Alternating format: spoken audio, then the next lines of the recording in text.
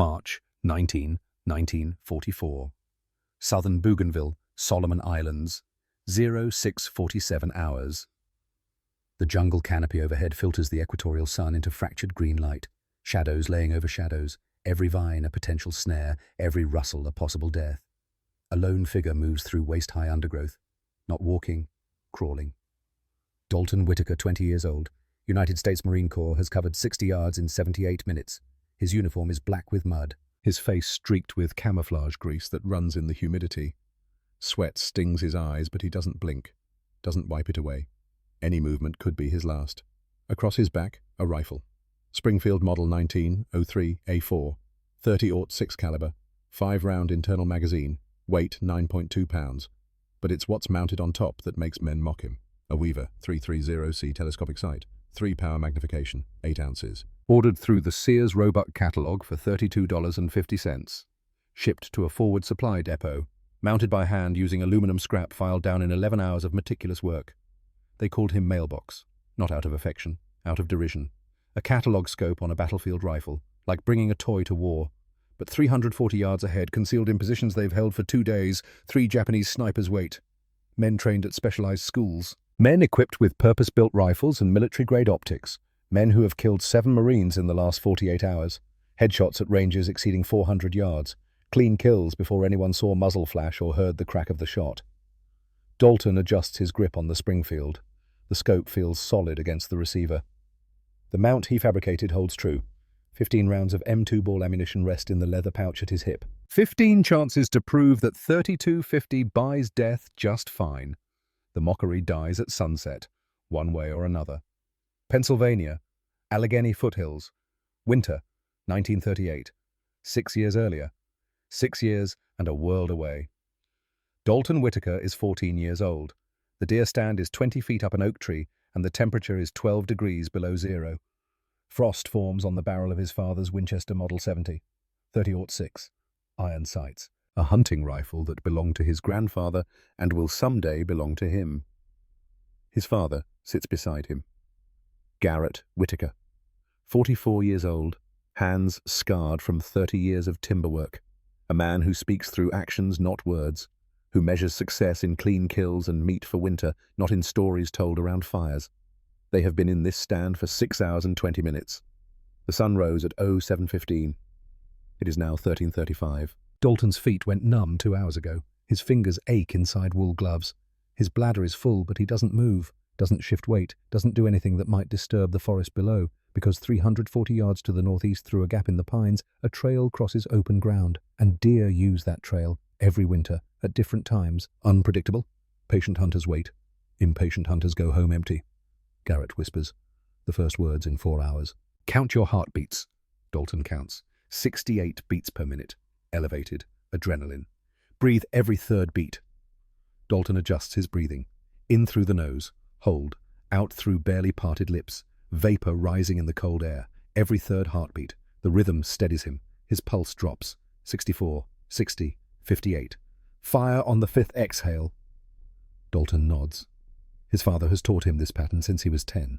The mechanics of patience, the mathematics of stillness. Hunting isn't about the shot. It's about everything that comes before the shot. The waiting, the cold, the discomfort accepted, the discipline to remain motionless when every muscle screams to move. At 14:06 movement, a buck, 8 points, 200 pounds, stepping carefully through snow that hasn't been disturbed in 3 days. The deer pauses at the trail crossing, head up, ears rotating, listening for threats.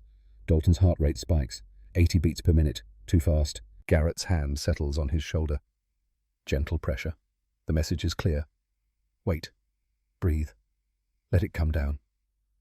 Dalton closes his eyes for 3 seconds, opens them, focuses on his breath. Every third heartbeat. In. Hold. Out. In. Hold. Out. His pulse drops. 72. 68. 64. The buck takes 2 steps into the clearing.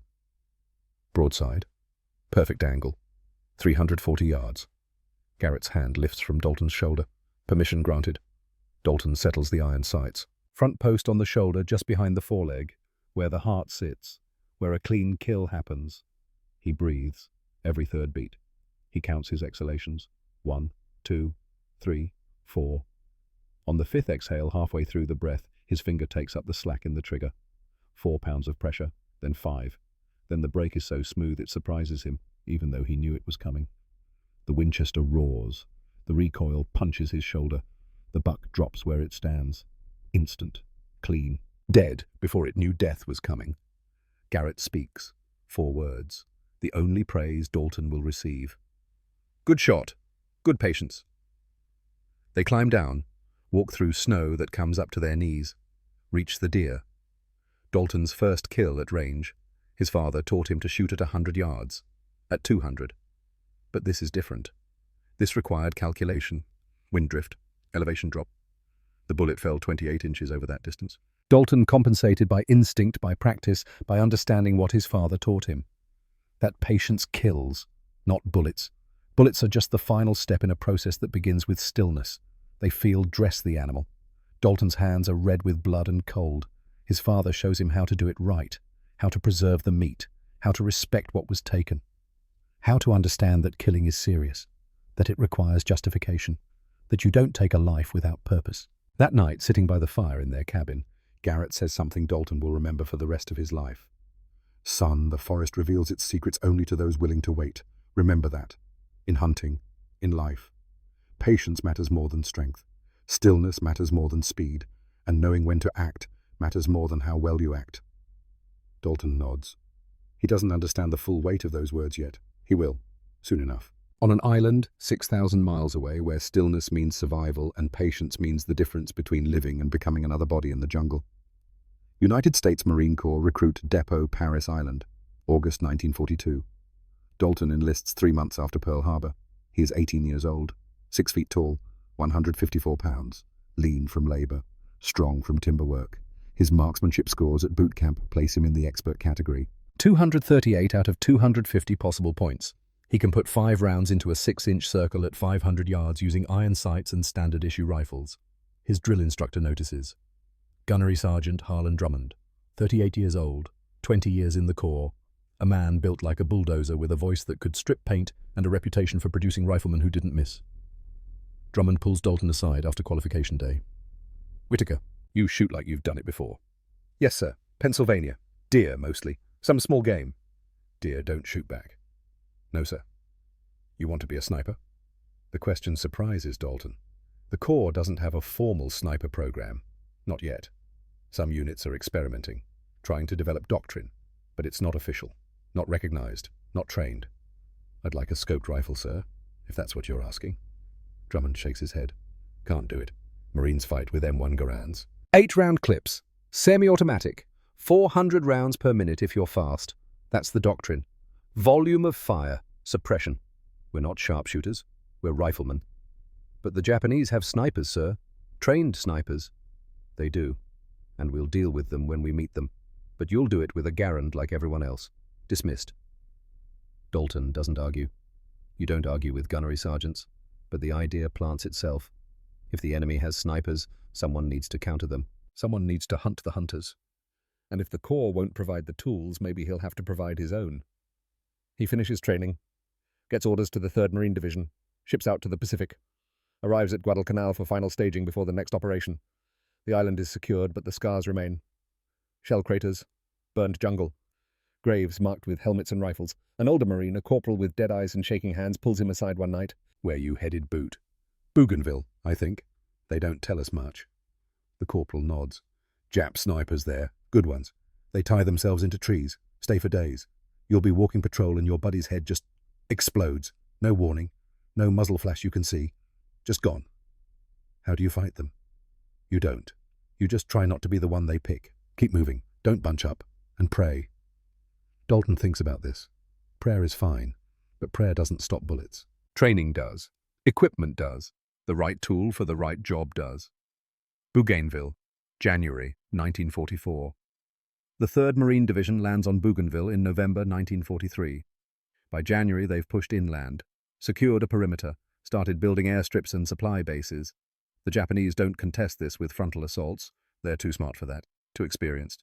Instead, they bleed the Marines with snipers, with harassment, with 1,000 small cuts that sap morale and kill good men for no tactical gain beyond attrition. Dalton sees it firsthand. Private Emmett Royce, 19 years old, from Georgia. A kid who talked about his sweetheart back home, who showed everyone the letter she sent with a picture of herself in a Sunday dress, who planned to marry her as soon as the war ended. They're on patrol, moving through secondary jungle, visibility maybe 30 yards. Emmett is walking point. Dalton is fifth in line. They're heading back to the perimeter after a recon sweep that found nothing. No enemy contact, no signs of activity, just heat and humidity and insects that bite through repellent. Emmett turns to say something to the Marine behind him. His mouth is open. The word is forming. And then the top of his head disappears. Just vanishes, replaced by red mist and bone fragments and brain matter that sprays across the men behind him. He drops, dead before he hits the ground. The crack of the rifle shot comes a half-second later. Single shot. From somewhere in the canopy. Somewhere they can't see. The patrol hits the deck. Returns fire in the general direction. 40 Marines dumping magazines into trees. Wasting ammunition on an enemy who isn't there anymore. Who fired once and displaced. Who is already 200 yards away selecting his next position. They recover Emmett's body. Find the entry wound. Small caliber. 6.5 millimeter. Japanese. The bullet entered at a downward angle. 30 degrees maybe. Which means the sniper was elevated. 20 to 30 feet up. In a tree they walked right past without seeing him. Dalton examines the angle. The trajectory. Estimates the range at 580 yards based on where they took cover and where the logical firing positions would have been. 580 yards. Through jungle.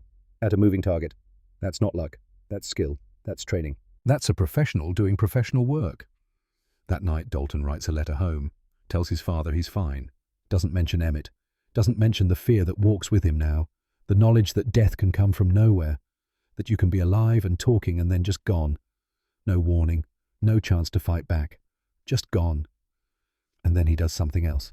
He opens the Sears Roebuck catalogue that someone left in the rec tent. Flips to the sporting goods section. Finds what he's looking for. Weaver 330C telescopic sight. 3-power magnification. 3.5-inch eye relief. Fits standard dovetail mounts. $32.50. He has $47 in scrip. Money from his enlistment bonus. Money he's been saving for nothing in particular. He fills out the order form. Addresses it to the supply depot at Guadalcanal with a note requesting forward shipment to his unit. Includes the money. Sends it off. 3 months later, a package arrives. The scope. Intact. Wrapped in brown paper and Cosmoline. Dalton unwraps it like it's Christmas morning. The glass is clear. The adjustments click with precision. The construction is civilian grade but solid. This will work. This will do exactly what he needs it to do. Now he just needs to mount it. The Springfield he was issued has no rail, no dovetail, no provision for optics. He'll have to fabricate something. He scrounges aluminum from a damaged aircraft. A piece of scrap from a Corsair wing panel. Cuts it with a hacksaw. Files it by hand. Drills mounting holes using a hand drill and bits borrowed from an engineer. Works by candlelight for 11 hours straight. Mrs. Chow, Mrs. Sleep. Doesn't care. By 0300 he's done. The rail is crude but functional. The scope mounts solidly. The eye relief is correct. The zero will need adjustment, but he can do that on the range. This is it. This is his answer to the Japanese snipers who kill men like Emmett Royce. This is how he fights back. He takes it to morning muster. Sergeant Drummond sees it immediately, stops mid-sentence, stares, walks over, examines the rifle, the scope, the homemade mount. Whitaker, what in the hell is that? Telescopic sight, Sergeant. Weaver, 330C, 3-power magnification. I can see that. Where did you get it? Ordered it, Sergeant. Through the mail. The other Marines are watching now, trying not to laugh. Failing. Drummond's jaw works. You ordered a scope, through the mail, and mounted it on a government-issue rifle? Yes, Sergeant. Do you have any idea how regulations work, Whitaker? I do, Sergeant, but the regulations don't account for Japanese snipers killing Marines at 600 yards while we can't even see them. Silence. The laughter stops, because everyone knows he's right. Everyone has lost someone. Everyone has walked patrol wondering if the next step brings a bullet they'll never see coming. Drummond stares at him for 10 seconds. Then he does something unexpected. He nods. Fine. You want to paint a target on yourself, that's your business. But if you get killed because some Jap sniper sees that glass shining, don't come crying to me. Won't be able to, Sergeant. I'll be dead. That gets a few nervous laughs. Drummond walks away. Doesn't order him to remove the scope. Doesn't write him up. Just walks away, which in Marine Corps terms is the same as approval. But the other Marines aren't as kind. Word spreads fast. By noon, everyone knows. Private Virgil Stokes, a lance corporal from Texas with a mean streak and a loud mouth, starts it. "Hey, Whitaker mailbox. Did your girlfriend send you that scope?" "No. Ordered it myself." "From a catalogue, like ordering a dress. From Sears, like ordering a tool. Tool's gonna get you killed. Japs see that shine a mile away. You'll be dead first contact."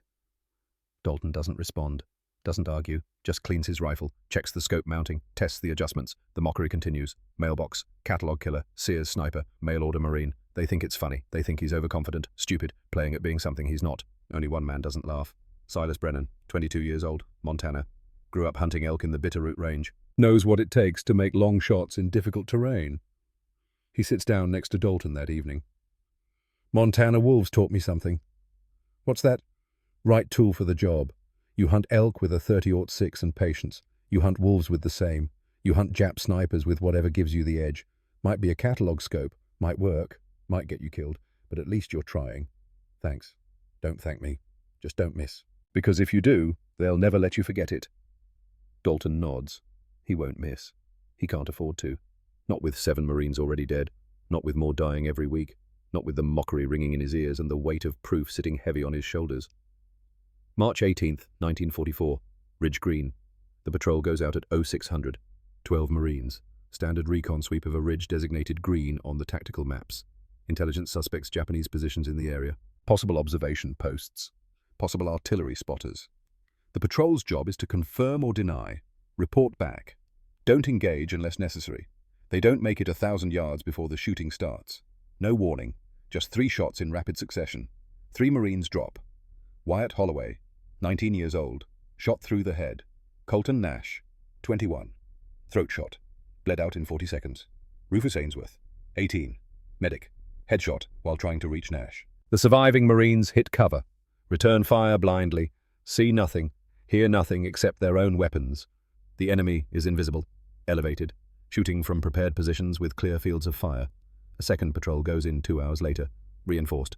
20 Marines, more firepower, better spacing, doesn't matter. 1 Marine dead within 5 minutes, 2 wounded. Same pattern, long-range precision fire from concealed positions.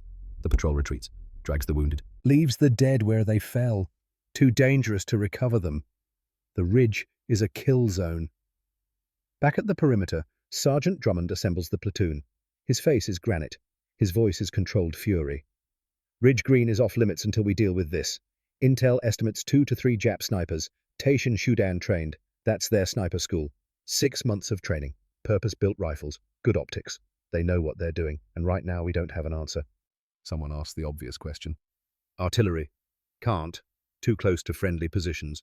Mortars won't reach the elevation. Air support is grounded for weather, so we need a volunteer. Someone to go in and clear those positions." Silence. Everyone knows what that means. It means walking into a kill zone occupied by trained enemy snipers who have every advantage. It means volunteering to die. Dalton stands up. "I'll go." Every head turns. Drummond stares at him. "You sure about that, Whitaker?" "Yes, Sergeant. I have the equipment, I have the training, and I have the motivation." "What motivation is that?" "Emmett Royce was my friend. Holloway owed me $20, and I'm tired of watching good men die while we can't hit back." Drummond nods slowly. "Fine, but you're not going alone. Brennan, you're his spotter." Silas stands. "Yes, Sergeant." "You leave at dawn.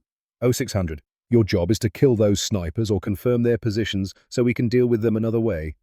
Questions. Dalton has one. "The bodies, Sergeant. Can we recover them?"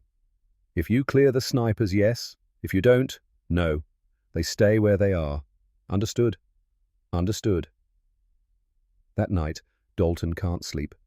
He lays in his bunk, staring at the canvas roof of the tent, listening to rain hammer the fabric. His hands shake, not from fear, from adrenaline, from anticipation, from the weight of what comes at dawn.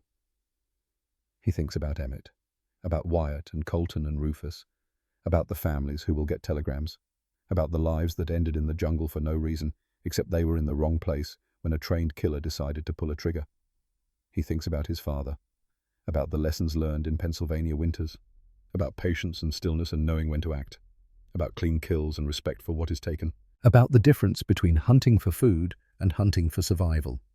He thinks about the scope, about $32.50, about the mockery, about proving something to men who think he's playing at war, about showing them that sometimes the right tool matters more than official approval.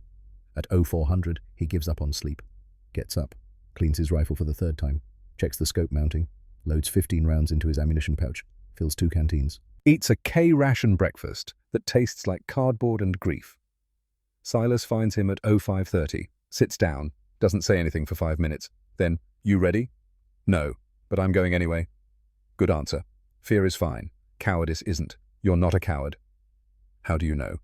"Because cowards don't volunteer to walk into kill zones with catalog scopes." Dalton almost smiles. "Almost. If I die, tell my father I used what he taught me." "You're not going to die." "We're going to kill 3 Jap snipers and walk out. Trust the training, trust the equipment, trust yourself." At 0600, they move out.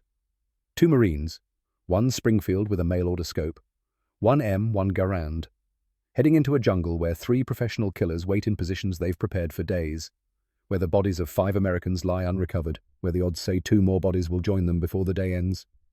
Dalton adjusts the scope one last time, breathes deep, thinks about his father's words. Patience kills, not bullets. And he has patience. Pennsylvania winters taught him that, taught him to wait, to watch, to know when the moment comes.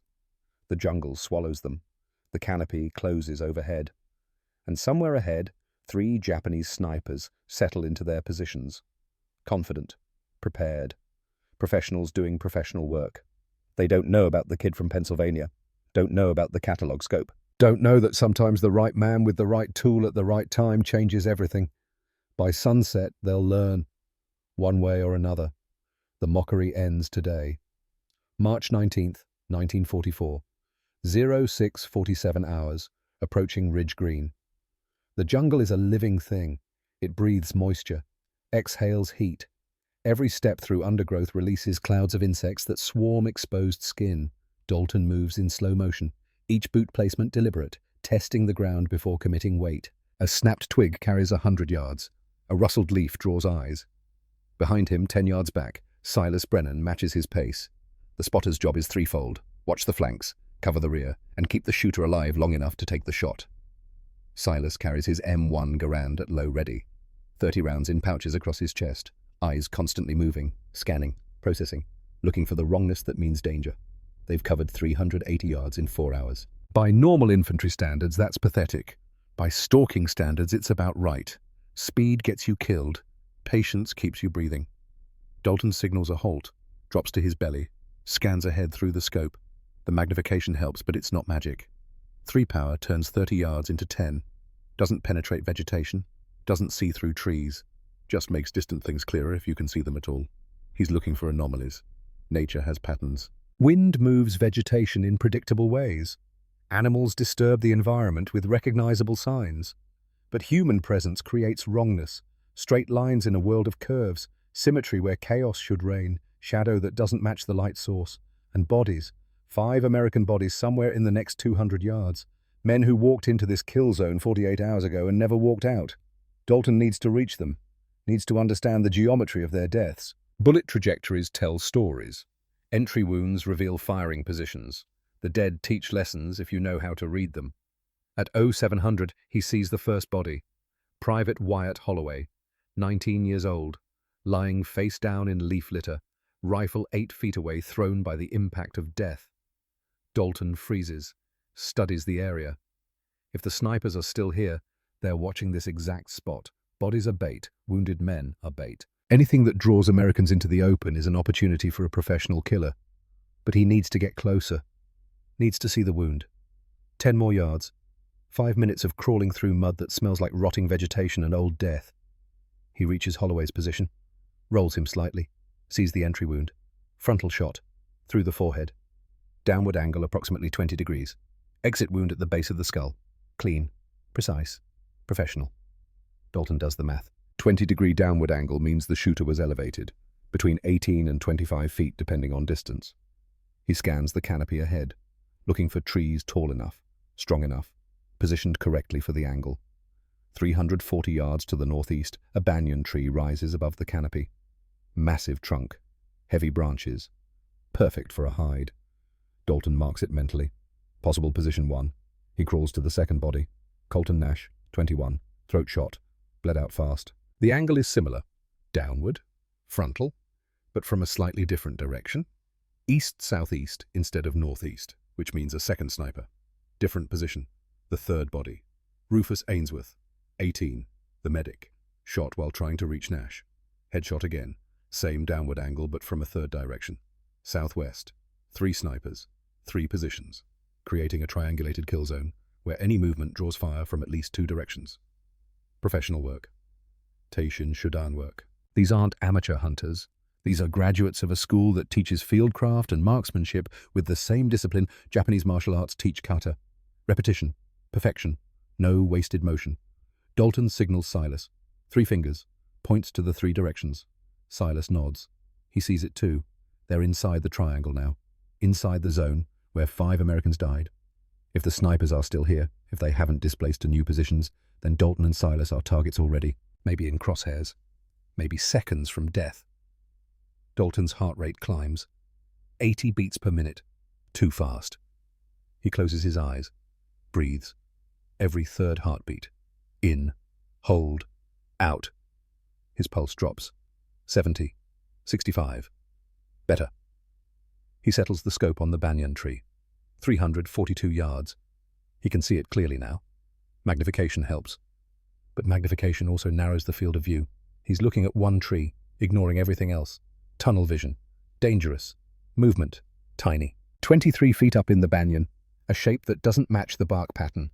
Dalton holds his breath. Studies it. There. A man. Wrapped in camouflage netting. Body pressed against the trunk. Rifle extending from the hide. Arisaka Type 97. 6.5mm. Bolt action. 5-round magazine. Effective range 600 yards with good optics.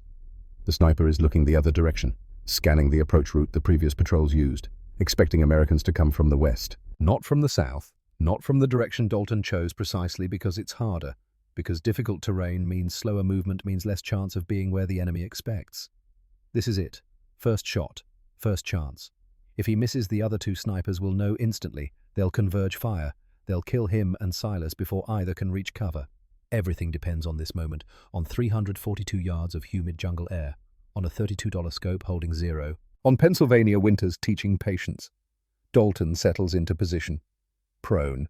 Elbows dug into soft earth, rifle shouldered, cheek weld solid. The scope picture is clear, the target is partially visible. Head and shoulders, center mass obscured by the tree trunk. He runs the calculation. 342 yards, elevation 18 feet, wind 4 miles per hour left to right. Temperature 94 degrees, humidity 87%. The bullet will drop 28 inches. The wind will drift it 2 inches.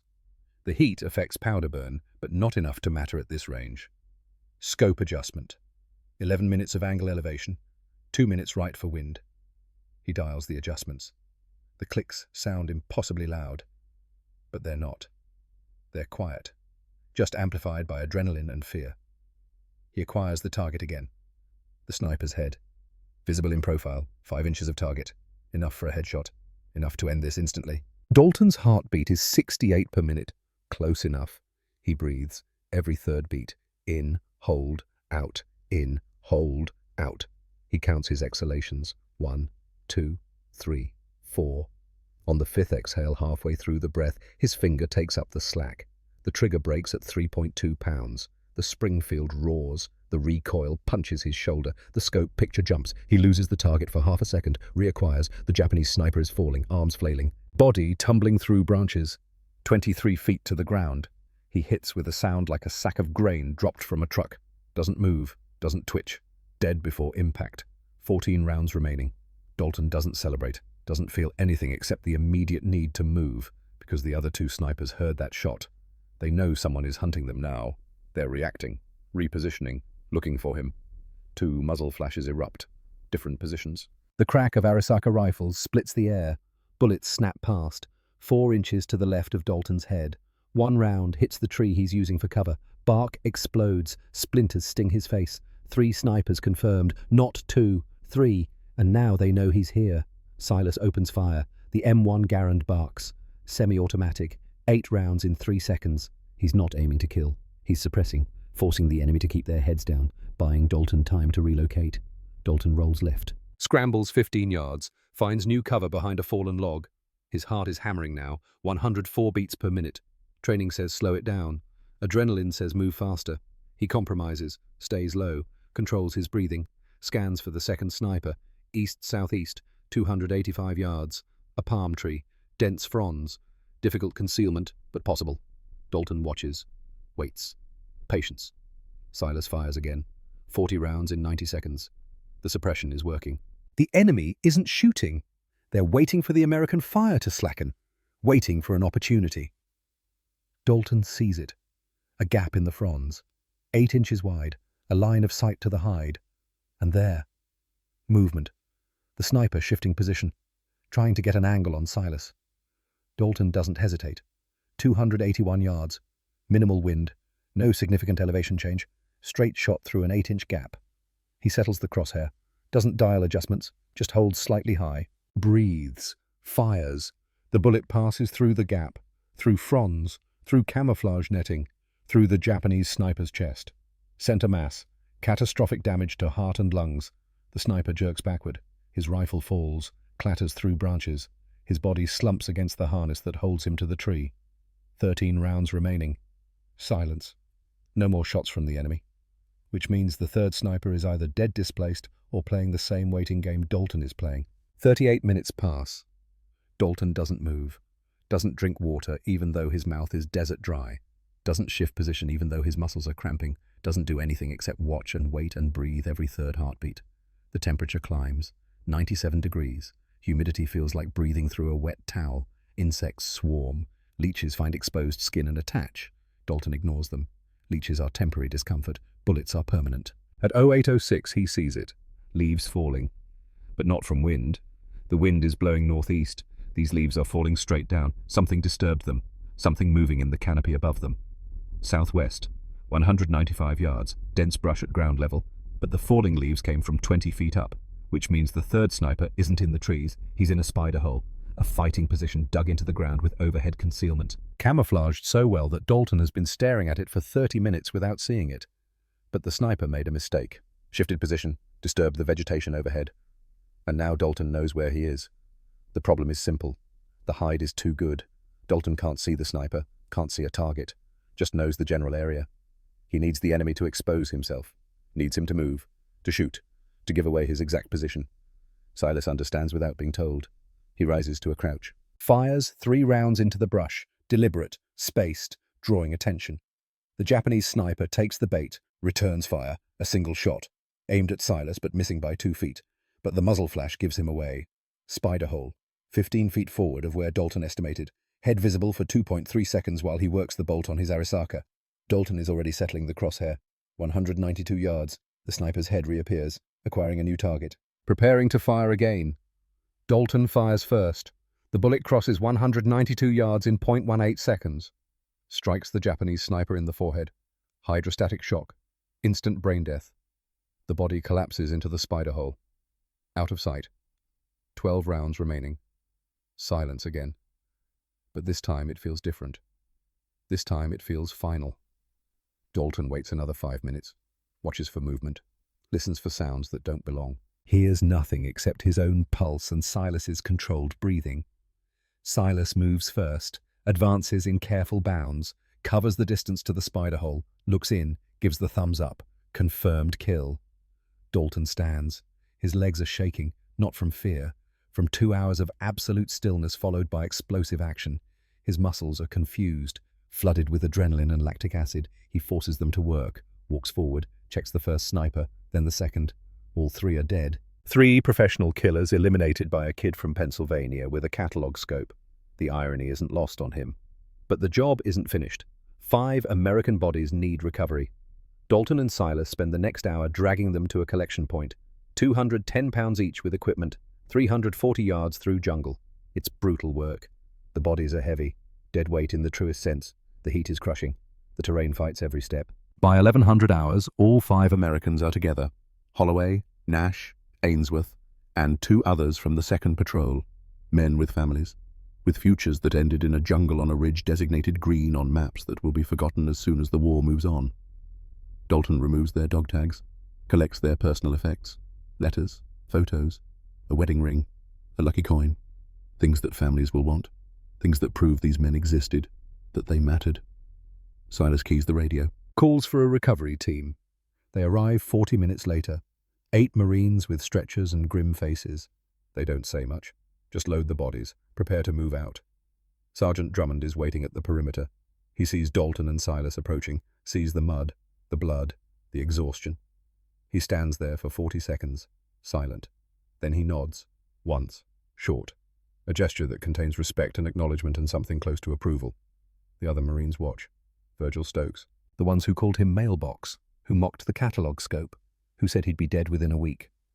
They're not laughing now. They're staring at the rifle, at the scope, at the man who walked into a kill zone and walked out alive while 3 enemy snipers didn't. That night no one calls him Mailbox. They call him Whitaker, or Dal, or just nod when he walks past. The mockery died on Ridge Green. Buried with 3 Japanese snipers who learned that $32.50 buys death just fine. Dalton cleans his rifle. 4th time today. The ritual is soothing. Disassemble, clean, oil, reassemble. Check the scope. Verify 0. Prepare for the next mission that will inevitably come. Because this isn't over. 3 kills is a good start, but intelligence estimates 6 to 8 Japanese snipers operating in the sector. 3 down, 3 to 5 remaining. And now they know the Americans have someone hunting them. They'll adapt, get smarter, more careful, harder to find. Dalton thinks about the bodies, about Wyatt Holloway who owed him $20, about Emmett Royce who talked about his sweetheart, about all the Marines who died to invisible killers in a jungle that reveals its secrets only to those willing to wait. His father taught him patience. The jungle is teaching him cost. Every kill has a face now. Every shot ends a life. He knows this intellectually, but knowing and feeling are different things. He sleeps poorly, dreams of the Japanese sniper falling from the banyan tree, arms flailing, 23 feet to the ground, dead before impact. In the dream, the sniper lands and stands up, walks toward Dalton, opens his mouth to speak, but Dalton wakes before the words come. March 20th, 1944. 0900 hours. Kill site examination. Dalton returns to Ridge Green, not on orders, on initiative. He needs to examine the enemy positions, needs to understand how they operated, what they saw, what they missed. Professional killers leave lessons in their work. You just have to know how to read them. The first sniper is still where he fell. The recovery team took the American bodies but left the Japanese dead where they lay. Standard procedure. You recover your own. The enemy can recover theirs during the next patrol or the next negotiated truce or never. Dalton approaches carefully. The body has been dead for 18 hours. In 90-degree heat and 80% humidity, decomposition accelerates. The smell is noticeable from 20 yards, sweet and rotten and organic. The smell of meat spoiling. He steels himself, searches the body. Military intelligence wants anything useful. Maps, codes, unit designations. He finds standard equipment. Arisaka, Type 97 sniper rifle. Scope with 2.5 power magnification. Ammunition. Water canteen. Rice balls wrapped in leaves. And a leather journal. Bloodstained. Tucked inside the sniper's tunic. Dalton opens it. The writing is Japanese. He can't read it. But Captain Warren Burke, the battalion intelligence officer, can. Burke spent 3 years in Japan before the war. Missionary family. Learned the language. Learned the culture. Now uses that knowledge to read enemy documents and interrogate prisoners. Dalton brings the journal to Burke's tent. The captain is 42. Grey hair. Reading glasses. Looks more like a professor than a Marine. He takes the journal. Flips through pages. His expression doesn't change, but his hands slow down. Careful. Reverent almost. Where did you get this? Off the sniper I killed yesterday. Ridge Green. Burke nods. Reads in silence for 5 minutes. Then he looks up. This is a combat diary. The sniper's name was Corporal Hiroshi Tanaka, 26 years old, from Kyoto. Graduated from Teishin Shudan Sniper School in 1942. He's been on Bougainville since November. What else? He logged every kill. 17 confirmed. Dates, distances, target descriptions. Burke pauses. Reads more. The longest shot was 520 yards. A corporal, February 12th. The shortest was 140 yards. A private, March 14th. March 14th. Dalton does the math. 4 days ago. He flips through his memory. Who died March 14th? And then he remembers. Emmett Royce. Shot at close range because the patrol walked within 140 yards of Tanaka's position without seeing him.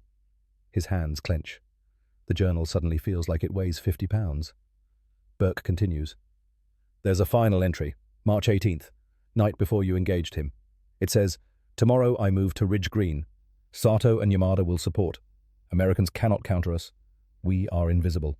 We are death. If I fall, let it be to a warrior worthy of the blade." Silence. Dalton processes this. Sato and Yamada, the other two snipers, now dead. All three had names, had histories. Tanaka had 17 kills, 17 Americans dead because one man with a rifle climbed trees and waited with inhuman patience. Burke reaches into the journal, pulls out a photograph, black and white, creased, worn from handling. A woman, 2 children, standing in front of a house with a garden. His family, wife and kids. He carried this with him. Dalton stares at the photo. The woman is smiling. The children are young, maybe 4 and 6 years old. They have their father's eyes. In a few weeks, they'll receive notification that he's dead, killed by an American Marine on an island they've never heard of. Their lives will change. Father gone. Provider gone. Just gone. Dalton feels something cold settle in his chest. Tanaka wasn't just a target, wasn't just a threat to be eliminated. He was a man, with a family, with children who would grow up without him, with a wife who would mourn. The intellectual understanding that killing enemy soldiers is necessary doesn't change the emotional reality that every kill is a man, with a name, with people who love him, with a life that ended because Dalton Whitaker put a bullet through his head at 342 yards. Burke sees the expression. You did the right thing, son. Tanaka killed 17 Americans. Would have killed more. You stopped him. That's the job. I know, sir. But knowing doesn't make it easy. No, sir, it doesn't. Burke hands the journal back. Keep it. Learn from it. Tanaka was a professional. Study his methods. Understand how he thought. It'll help you survive the next one. Dalton takes the journal. Doesn't know why. Doesn't know what he'll do with it. He should turn it in. Should let intelligence extract whatever value it holds. But he keeps it. Violation of protocol. Violation of common sense, maybe. But he keeps it. That night, he reads the journal with Burke translating. 17 entries, 17 kills, each one described with clinical precision. Range, wind, bullet drop, time of day, target behavior. Tanaka approached killing like a craftsman approaches his craft, with attention to detail, with pride in good work, with the understanding that excellence requires discipline. Dalton dreams about Tanaka that night. They're sitting across from each other, drinking tea. In the dream, Tanaka speaks perfect English.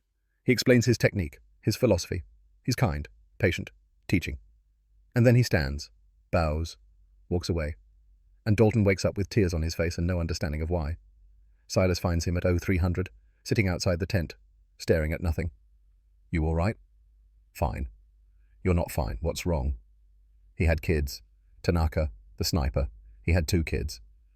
Silas sits down, doesn't speak for a minute. Then, so did Emmett Royce. Not yet. But he would have. Would have married that girl from Georgia. Would have had a family. Would have lived a life. Tanaka took that from him. Took it from 16 others. You stopped him. That's all there is.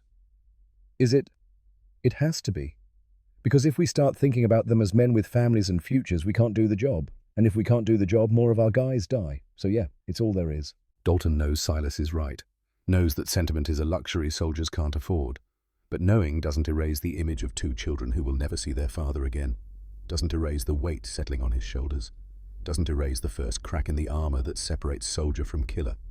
He keeps the journal. Doesn't turn it in. Hides it in his pack. And every night he reads one entry.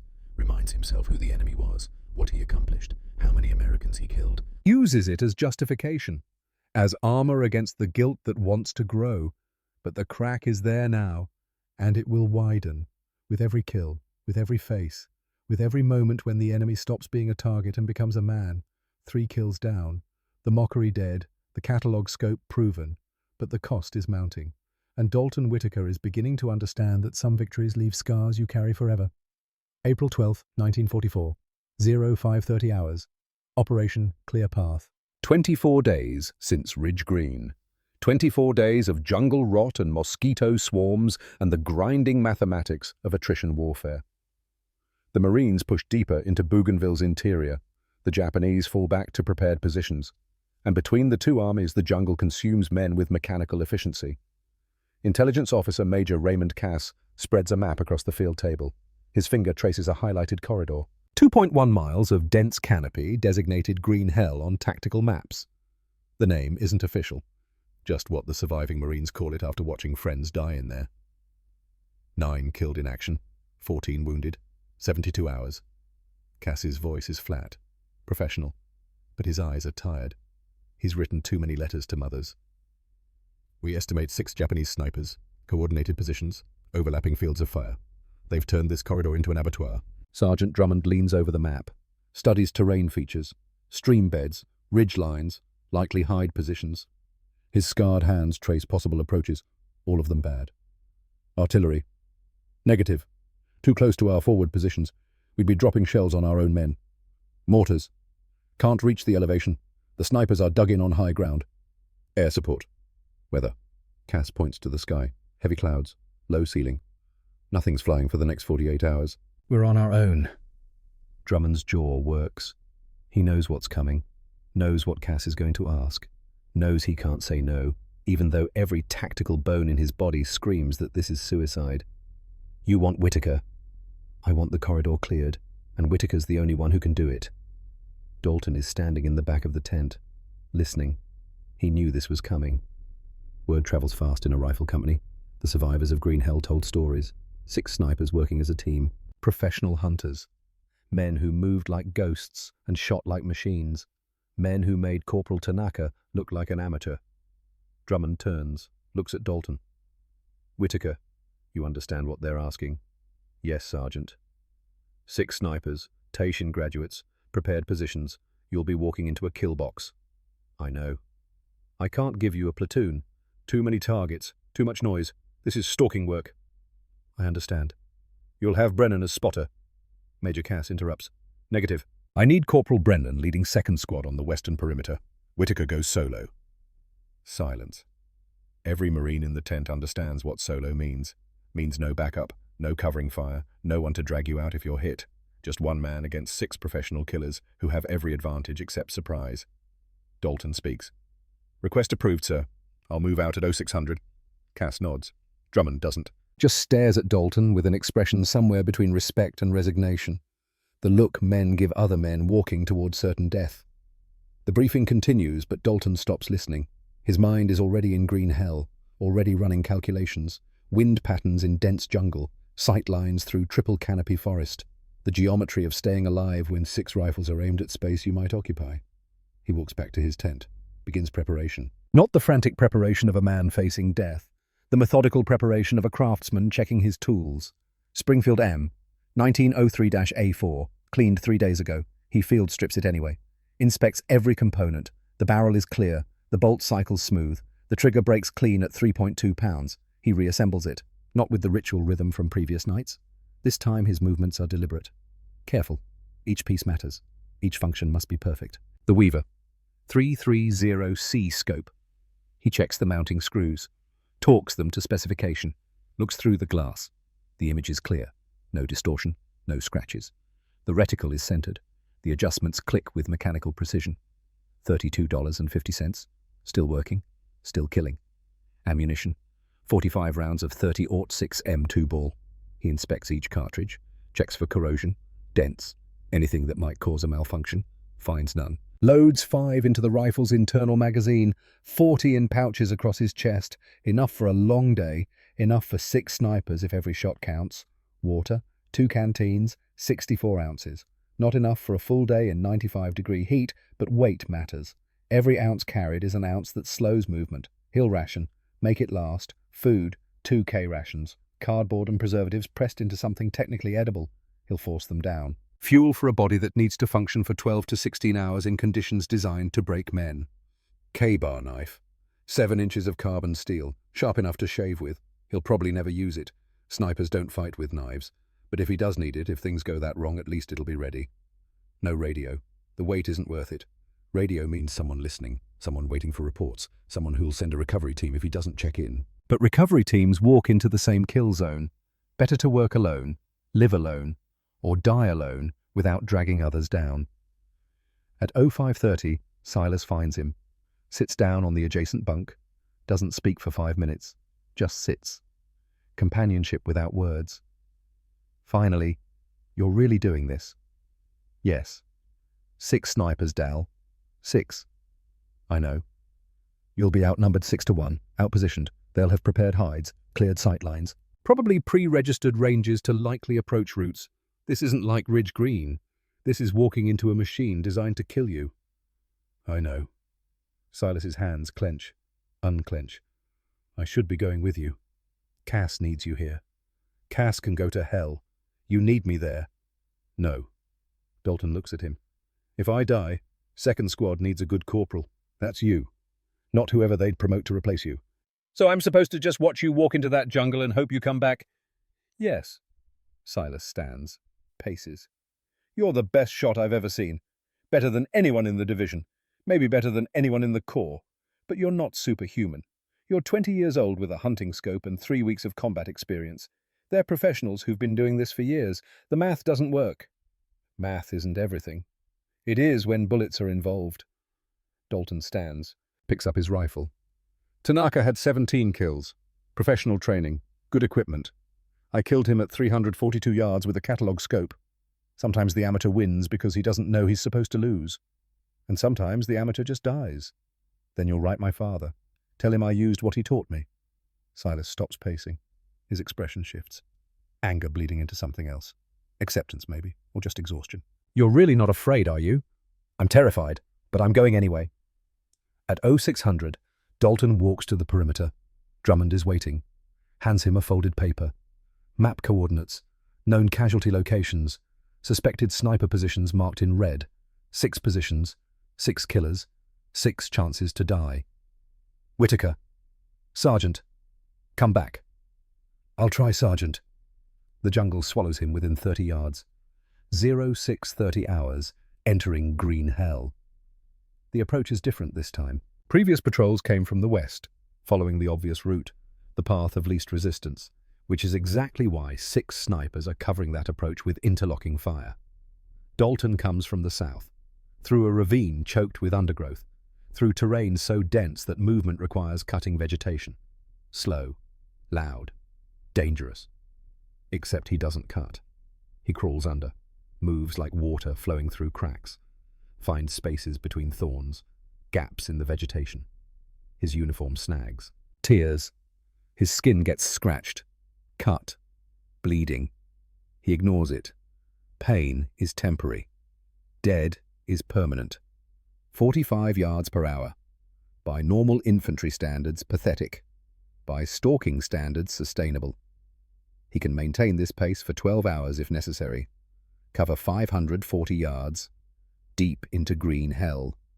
Deep enough to find snipers who think they're safe. At 0758 he finds the first one. Tree stand. 20 feet up in a massive mahogany. The construction is professional. Wooden platform. Camouflage netting. Clear sight lines covering the western approach. The sniper is scanning that direction. Rifle ready. Waiting for Americans to come from where Americans always come. Not from the south. Not from terrain everyone says is impassable.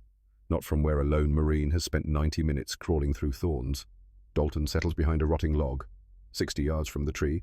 220 yards to the sniper. The angle is awkward. Shooting upward through vegetation. But the target is there. Visible through the scope. Head and shoulders. Enough. He doesn't rush. Waits. Watches. The sniper shifts position. Adjusts his rifle. And for 3 seconds his head is perfectly framed. No obstructions. Clean shot. Wind is negligible. Blocked by canopy. Range is 220 yards. Upward angle approximately 30 degrees. The bullet will rise slightly. He compensates. Holds half a body width low. His heartbeat is 62. Acceptable. He breathes once.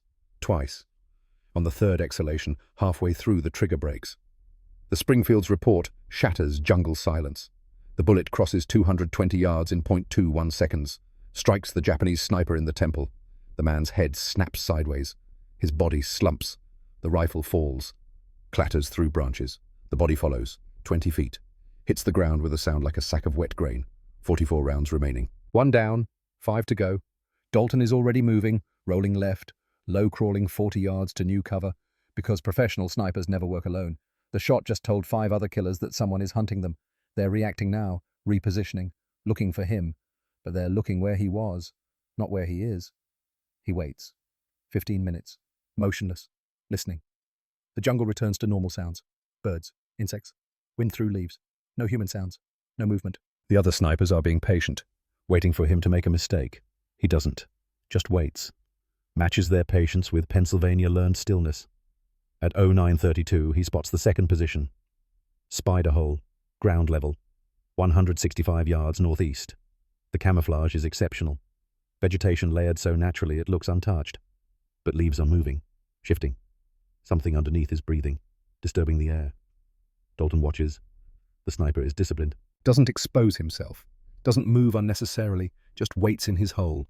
Invisible. Deadly.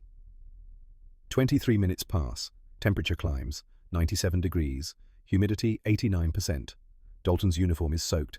Insects swarm. Leeches find exposed skin. Attach. Begin feeding. He ignores them. Discomfort is just noise. Focus is survival. The vegetation parts. A rifle barrel emerges. Then ahead. The sniper is scanning, looking for targets. Looking for the American who killed his partner. Dalton's crosshair settles on the exposed head. 165 yards. Minimal wind. Straight shot. He fires. The Japanese sniper's head snaps back. Blood sprays. The body jerks. Falls backward into the spider hole. Out of sight. 43 rounds remaining. 2 down. Dalton relocates. 90 yards east. Finds cover behind a termite mound. Waits again. By 11:43, he's killed 2 more. A coordinated pair working from a bombed-out tree trunk. They made a mistake. Moved at the same time. Exposed themselves together. Dalton's first shot dropped one at 245 yards. 4 seconds later, the second fell at 251 yards. Both headshots. Both instant. 41 rounds remaining. 4 down. 2 to go. But these last 2 are different. Smarter. More experienced. They know 4 of their team are dead. No, an American sniper is hunting them with terrifying efficiency. They're adapting, getting cautious. At 14:02, Dalton spots what looks like a hide. Palm tree, 310 yards. He can see a rifle positioned, scope glinting in filtered sunlight. But something feels wrong. He studies it. The scope reflection is too obvious, too bright. No professional allows that. Notation graduate makes that beginner mistake. And these men aren't beginners. It's a decoy. Rifle propped in position. Scope angled to catch light. Draw attention. Pull American shooters into revealing themselves by taking the bait. Which means the real sniper is somewhere else. Watching the decoy. Waiting for someone to shoot at it. Waiting to kill whoever falls for the trap. Dalton doesn't move. Doesn't shoot. Just searches. Looking for the watcher. Looking for wrongness. And finds it. 355 yards. Behind the palm. Deeper in vegetation. A shape that doesn't match nature's patterns. A firing port carved into a massive tree trunk. The sniper inside, watching the decoy. Rifle aimed at the most likely position an American shooter would occupy to engage the fake hide. If Dalton had taken the shot, he'd be dead now. The counter-sniper would have fired the moment Dalton revealed himself. Another American added to Greenhell's body count, but he didn't take the bait. And now he knows where the real threat is. The problem is range and concealment. 355 yards through dense vegetation. The firing port is small, maybe 8 inches wide. The sniper inside is barely visible. Shooting at this target means shooting through multiple layers of leaves and branches. Low probability hit. So Dalton waits. 2 hours. Rain begins at 14:45. Heavy tropical downpour. Visibility drops. Water pools. The jungle becomes a swamp. He lies in mud, water flowing around him. Leeches attach. 4 on his legs. He doesn't remove them. Movement draws eyes. Stillness is survival. At 17:08, the rain slackens. The Japanese sniper makes his mistake, emerges from the tree trunk, checking the decoy, making sure it's still positioned correctly. 8 seconds of exposure. Dalton fires, 355 yards, through rain-wet air, through vegetation, through multiple obstructions. The bullet should deflect, should miss. Probability says this shot fails. The bullet travels true, strikes center mass. The sniper jerks, falls, crashes through undergrowth, doesn't move again. 40 rounds remaining, 5 down, 1 to go. But the 6th sniper is a phantom. Dalton searches until nightfall, covers every likely position, finds nothing, no signs, no movement, no indication anyone is there. Either the 6th sniper is dead, or he's so good he's invisible, or he withdrew when he realized 5 teammates died to 1 American. At 19:30, Dalton makes the tactical decision. Withdraw, report. Let patrols clear the corridor tomorrow.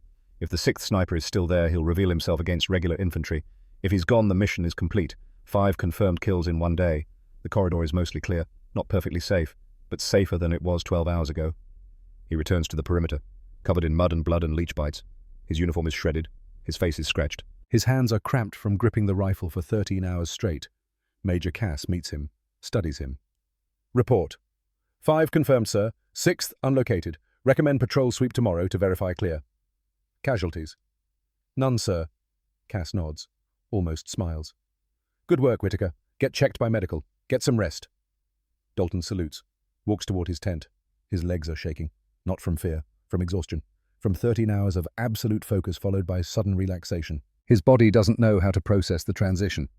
Silas intercepts him, looks him over, sees the mud, the blood, the 1,000-yard stare.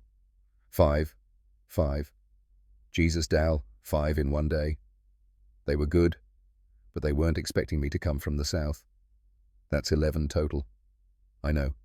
You're not human. Dalton doesn't respond, just keeps walking, because he doesn't feel superhuman, feels tired, feels heavy, feels the weight of 11 men dead by his hand in 4 weeks. 11 names added to a list that grows longer every mission. That night he doesn't clean his rifle, doesn't perform the ritual, just collapses on his bunk, stares at canvas. His hands are trembling, not from cold, from accumulated stress, from adrenaline withdrawal, from the slow realization that he's becoming something he doesn't recognize. A killer, professional, efficient. 11 confirmed kills, more than Tanaka, more than most station graduates. And he's 20 years old with a catalog scope and 3 weeks of combat experience. Silas brings coffee, sits down. Talk to me. Nothing to say. You're shaking. I'm fine. You're not fine. When's the last time you slept? Really slept? Dalton doesn't answer. Can't remember. 3 days. 4. Sleep brings dreams. Dreams bring faces. Tanaka's children. The sniper falling from the banyan tree. 5 men in green hell dying to his bullets. Faces he'll never forget. Faces that will follow him forever. You need to see the doc. Get something to help you sleep. Don't need pills. Then what do you need? I need this to be over. I need to go home. I need to stop killing people. You're stopping them from killing us. I know. Doesn't make it easier. Silas doesn't argue. Just sits. Presence without pressure. Sometimes that's all anyone can offer. April 16th, 1944. Japanese headquarters. Northern Bougainville. 1400 hours. The room is small, windowless, heavy with cigarette smoke and the weight of failure. 5 Japanese officers sit around a low table. Maps spread between them. Red marks indicating sniper casualties. 11 in 4 weeks. Captain Yoshida speaks first. His voice is controlled, but his eyes show frustration. Nakamura's elite team. Eliminated April 12. 3 of our best graduates. Killed by a single American in 1 engagement. Major Saito, senior intelligence officer, taps ash from his cigarette. You're certain it's 1 man, not a specialized team? Patterns confirm it. Attacks from unexpected angles. Long intervals between engagements. Solo stalking methodology. This is individual work, not team operations. Weapon. Shell casings recovered are standard American 30-06 Springfield, but accuracy suggests advanced optics, possibly German, a Zeiss scope perhaps, or Austrian Kales. Lieutenant Kondo, youngest officer present, shifts uncomfortably. Our men call him the ghost with the glass eye. They say he sees through trees, that he's invisible until the moment he fires, that no one who faces him survives. Yoshida's fist hits the table. Superstition. He's not supernatural. He's a Marine with a rifle, nothing more. Then why have 11 of our finest snipers failed against him? Silence. Because the answer is uncomfortable. Because it suggests 1 American, probably barely trained, has systematically destroyed graduates of the Imperial Japanese Army's premier sniper school. Major Saito speaks quietly. Yoshida has been observing for 6 days, learning the American's patterns. And he reports the American is skilled but has exploitable weaknesses. He works alone frequently. He's been wounded once already, shows signs of psychological fatigue, and he trusts his equipment excessively. The scope gives him confidence, perhaps overconfidence. When will Ishida engage? Soon. He's waiting for optimal conditions. Master Sergeant Ishida has 43 confirmed kills. He's never failed an assigned target. The American will be number 44. Captain Yoshida nods, but doubt lingers in his expression. 11 dead snipers suggest this American is exceptional, and exceptional men don't die easily. The meeting ends. Officers disperse. Maps are folded. Cigarettes extinguished. And somewhere in the jungle, Master Sergeant Takeshi Ishida settles into a carefully prepared hide. Watching the American perimeter through a Type 97 scope, 4-power magnification, superior to anything the Americans possess. He's been watching for 6 days, learned the Americans' routines, his patterns, his habits, knows which tent he sleeps in, which routes he takes to the perimeter, which sectors he patrols. Ishida is 41 years old, 23 years in the Imperial Army. Instructor at Tokyo Sniper School for 4 years, 43 confirmed kills across China and the Pacific. He's trained hundreds of snipers, perfected techniques, written doctrine, and now he'll use that expertise to eliminate one American who's been disrupting operations. It won't be difficult. The American is talented but inexperienced, makes small mistakes, predictable movements, shows psychological stress. Ishida has killed better men. This will just be another mission, another target. Another notch. He settles in to wait. Patience is his greatest weapon, and he has infinite patience. May 2nd, 1944. Ravine Red 4, 0820 hours, 14 days since Green Hell, 14 days of patrols and ambushes and the grinding routine of combat. Dalton has been on 12 missions, killed 2 more snipers, 13 total confirmed kills now. The mockery from Ridge Green feels like ancient history. No one calls him Mailbox anymore. They call him Whitaker, or Dal, or nothing at all. Just nod with respect when he walks past. The catalogue scope proved itself. $32.50 buying death with consistent reliability. Today's mission is routine. 2 Japanese snipers reported near a river crossing. Eliminate them. Secure the area. Standard counter-sniper work. Dalton and Silas working together. Partnership restored after 2 weeks of Dal running solo operations. They approach from the south, moving through a ravine, broken terrain, rocky, dense vegetation. Good concealment, standard approach. At 0820, Dalton spots the first position. Concealed pit, 240 yards, overlooking the river. Perfect interdiction point. He settles prone, acquires the target through the scope. Japanese sniper visible, head and shoulders exposed. The shot is clean, 240 yards, minimal wind, clear sight line. Dalton fires. The bullet crosses the distance, strikes the sniper's head. Instant kill. 36 rounds remaining. 13 total kills. But something feels wrong. The second sniper should have reacted, should have fired back. Revealed position, standard team tactics. But there's nothing. Just silence. Dalton's instinct screams warning. This is wrong. This is a trap. He rolls left, hard, fast. The Arisaka round snaps through space, his head occupied 1 second earlier. Supersonic crack. The bullet hits a tree behind him. Bark explodes. Splinters fly. Then pain. Left shoulder. Hot. Sharp. Like someone drove a spike through muscle and bone. He's been hit. The round came from a third position. Not where intelligence said. Not where the second sniper should be. Somewhere unexpected. Someone waited for him to expose himself. Waited for the perfect shot. And nearly killed him. Dalton rolls into cover. Crashes behind a fallen log. His left shoulder is screaming, blood flowing, warm, soaking his uniform. He forces himself to assess. Entry wound. 1.2 inches below left clavicle. Exit wound. 2.8 inches left of spine. Through and through. Clean. No bone strike. The bullet passed through tissue. Painful. Bleeding. But not immediately fatal. Silas is beside him, moving fast, ripping open a first aid kit. How bad? Through and through. Missed bone. Dalton's voice is steady, training overriding pain. We need to evac now. Negative. Snipers still active. You're shot, Dal. I have one good arm. That's all I need for the Springfield. Silas wants to argue, wants to drag Dalton out, get him to a surgeon. But he knows Dal is right. Leaving an active sniper means the next patrol walks into the same trap, means more Americans die. He applies pressure bandage, ties it tight. The bleeding slows, doesn't stop, but slows. Dalton's left arm is useless. Numb from shoulder to fingertips, nerve damage or just shock, doesn't matter, can't use it. But his right arm works. And a bolt-action rifle only needs one arm if you're willing to adapt. Dalton props the Springfield against a tree fork, uses the natural support, braces it. His right hand controls everything. Aim. Trigger. Bolt manipulation will be awkward but possible. The third sniper is smart, doesn't reveal himself, doesn't take another shot. Just waits. Professional. Disciplined. Exactly what Dalton would do in his position. 18 minutes pass. Dalton breathes through the pain. Ignores the blood soaking through the bandage. Ignores the weakness creeping through his body. Blood loss, shock, adrenaline crash, all trying to shut him down. He fights it, focuses on the scope, on finding the enemy, on ending this before the enemy ends him.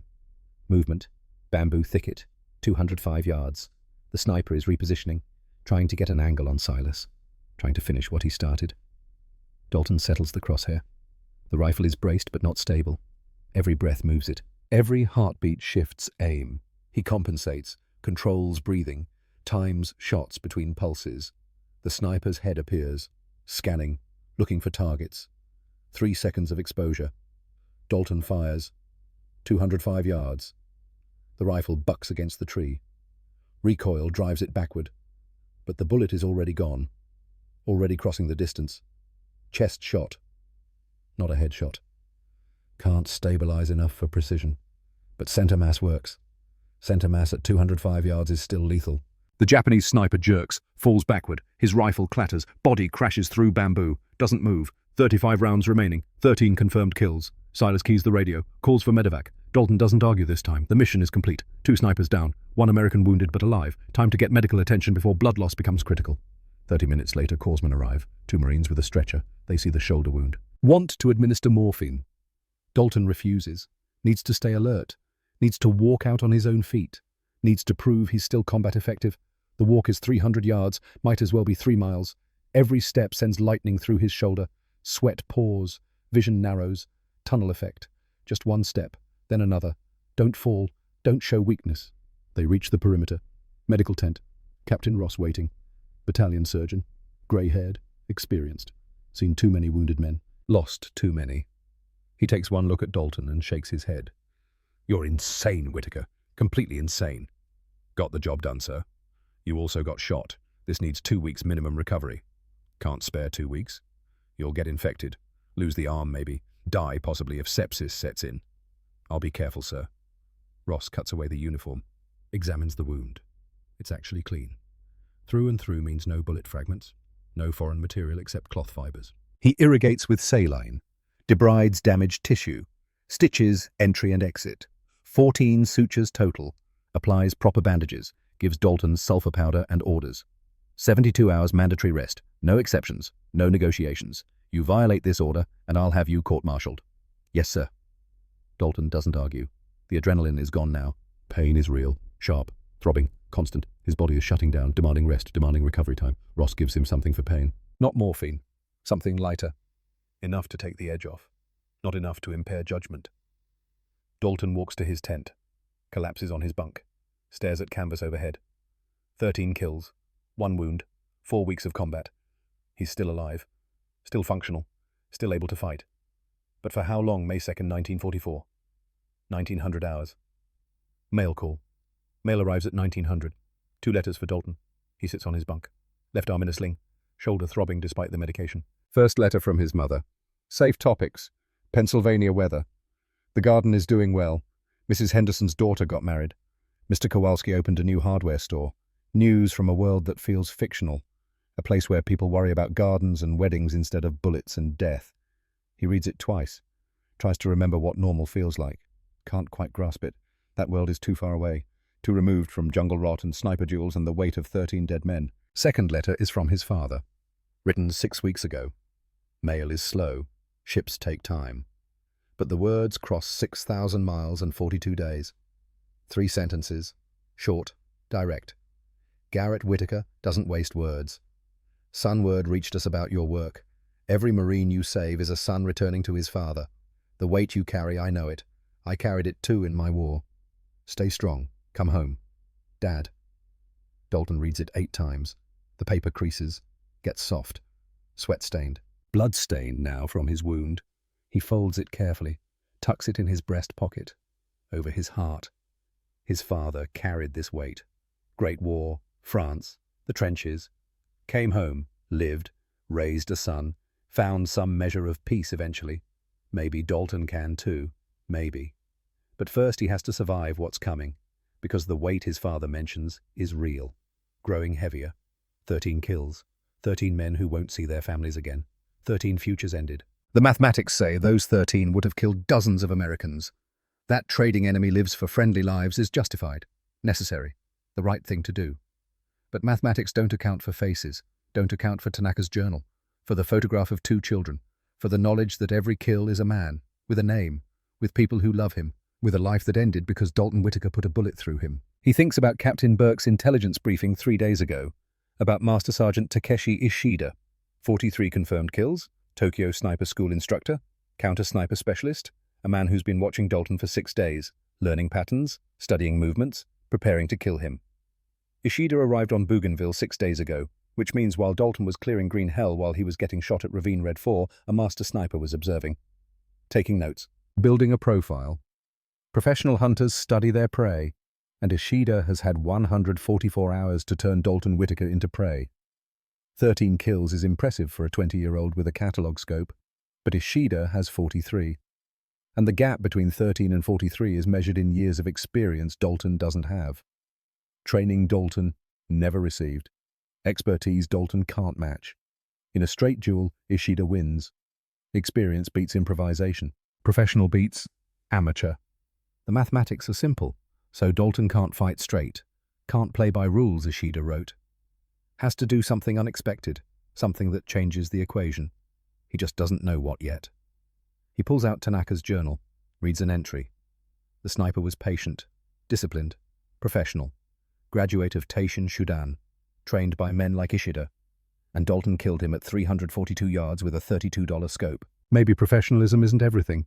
Maybe sometimes the amateur wins because he doesn't know the rules, doesn't fight the way textbooks teach, does something professionals don't anticipate.